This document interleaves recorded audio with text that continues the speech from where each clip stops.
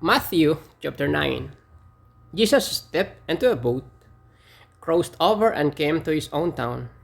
Some men brought to him a paralyzed man lying on a mat. When Jesus saw their faith, he said to them, "Take heart, son, your sins are forgiven."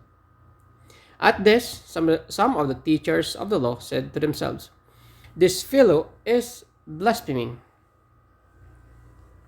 Knowing their thoughts, Jesus said, "Why do you entertain evil thoughts in your hearts?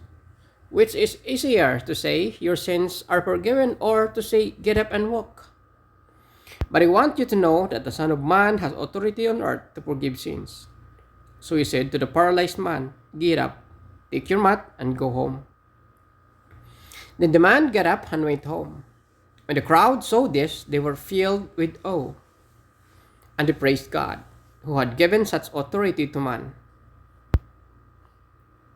As Jesus went on from there, he saw a man named Matthew sitting at the tax collector's booth. "Follow me," he told him, and Matthew got up and followed him. While Jesus was having dinner at Matthew's house, many tax collectors and sinners came and ate with him and his disciples. When the Pharisees saw this, they asked his disciples, "Why does your teacher eat with tax collectors and sinners?" On hearing this, Jesus said, "It is not the healthy who need a doctor, but a sick.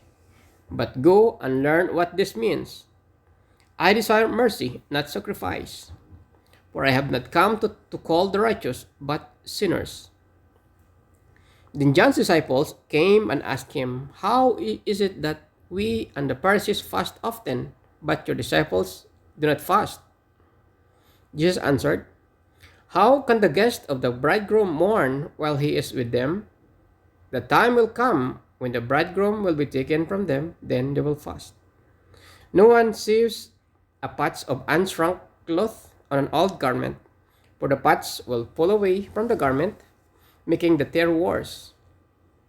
Neither do people pour new wine into old wineskins. If they do, the skins will burst, the wine will run out, and the wineskin will be ruined. No, they pour new wine into new wineskins, and both are preserved." While he was saying this, a synagogue leader came and knelt before him and said, "My daughter has just died, but come and put your hand on her, and she will live." Jesus got up and went with him, and so did his disciples. Just then, a woman who had been subject to bleeding for 12 years came up behind him and touched the edge of his cloak. He said to herself, "If I only touch his cloak, I will be healed." Jesus turned and saw her. "Take heart, daughter," he said, "your faith has healed you." And the woman was healed at that moment. When Jesus entered the synagogue leader's house and saw the noisy crowd and people playing pipes, he said, "Go away, the girl is not dead, but asleep." But they laughed at him. After the crowd had been put outside, he went in and took the girl by the hand, and she got up. News of this spread through all the region. As Jesus went on from there, two blind men followed him, calling out, "Have mercy on us, Son of David." When he had gone indoors, the blind man came to him, and he asked them, "Do you believe that I am able to do this?" "Yes, Lord," they replied. Then he touched her eyes and said, "According to your faith, let it be done to you."